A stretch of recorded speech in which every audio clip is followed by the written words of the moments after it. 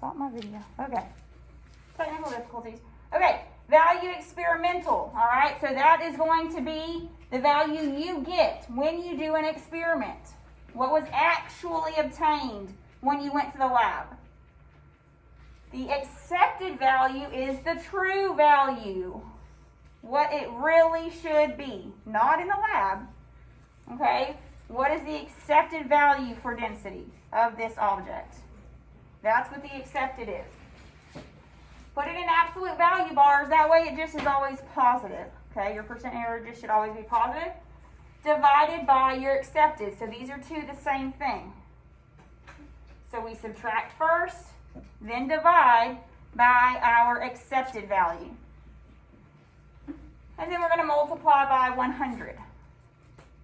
What should the units be for this type of formula here?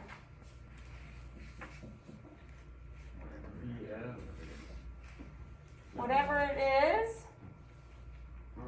Well, let's see. What is it? Just percent, right? Because whatever this is going to be the same as these units. So my units will cancel. Multiplying by 100 to give me a percent.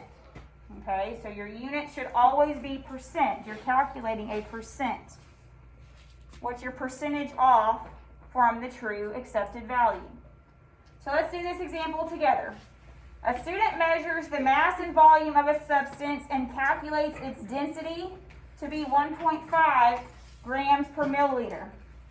The actual density, anytime it says actual, that is the accepted value, okay? You're going to have to look for your key words. It might not say the accepted value, but use your key words, okay? Experiment is anything you do in the lab. Actual or accepted is going to be your accepted. Calculate the percentage error of the student's measurement. All right, so we have our formula here. Percent error is equal to, you can abbreviate if you want, but you need to know the formula. Value experimental, value accepted, over the value accepted, times 100. So now we plug in what we know. Which of these two numbers are going to be our experimental value? What was obtained in the lab? 1.35, right? It says she measured, took the mass and the volume, and then calculated it. So 1.35. Your units must be the same here since you're subtracting them, which they always will be. All right, what is the accepted value? 1.3.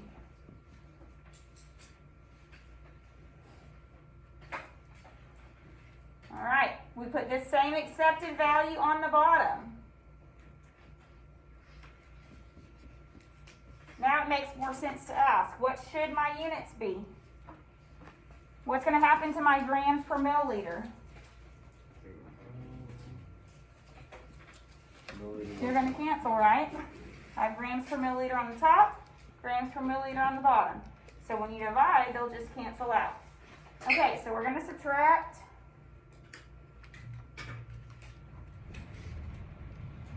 0.05 over 1.30 times 100.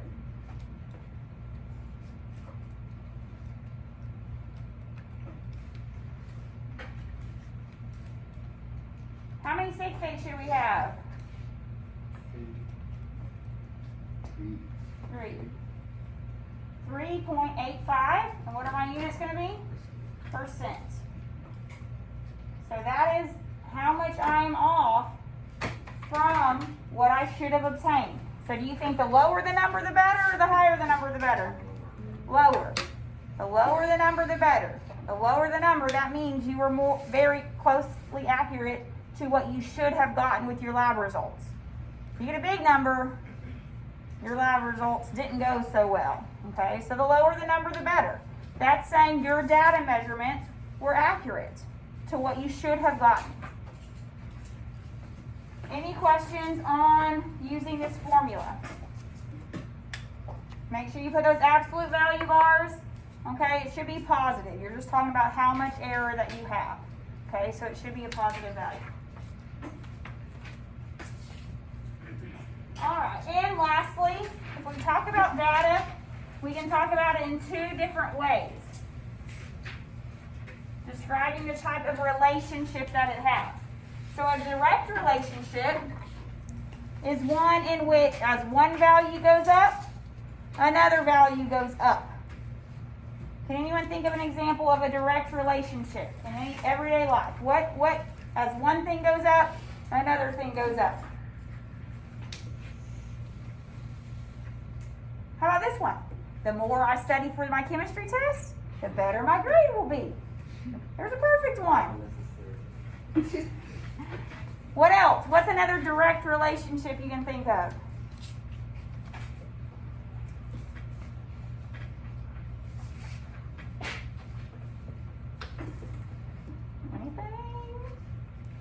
Anything that's directly related? The more I work, the more hours I work, the higher my paycheck is. Alright? Direct relationship. Okay? As one thing goes up, the other variable goes up. Positive relationship between the two. Indirect relationship. You can also use the word inverse relationship. That means opposite. As one thing goes up, another thing goes down. Okay? As one thing goes up, something else goes down. So, the more hours I stay awake in the day, the less energy that I have. Okay? Opposite. If I have a Coke can, the smaller the volume, I'm squeezing my Coke can, smaller volume, what's going to happen to my pressure? Anyone that took physical science? The pressure goes up, right? If I squeeze something, make the volume smaller, what's going to build pressure? Pressure is going to increase. Anything else? Anyone else have an indirect relationship example? Okay, well there was a couple. But they're going to be opposite. So here's kind of a picture of that happening. Alright, as one thing goes up, volume goes up, mass goes up. Okay, that makes sense. The bigger volume I have for something, well the more mass that object has. And then indirect right here, this one actually is volume and pressure. As volume increases, as you make something bigger, the pressure decreases, okay, of whatever's inside that object. So indirect. So you'll always have a positive slope with the direct relationship because one is increasing, the other is increasing. Your inverse or indirect will always have a negative slope. As one increases, the other decreases. Okay. Any questions on that? That finishes our note.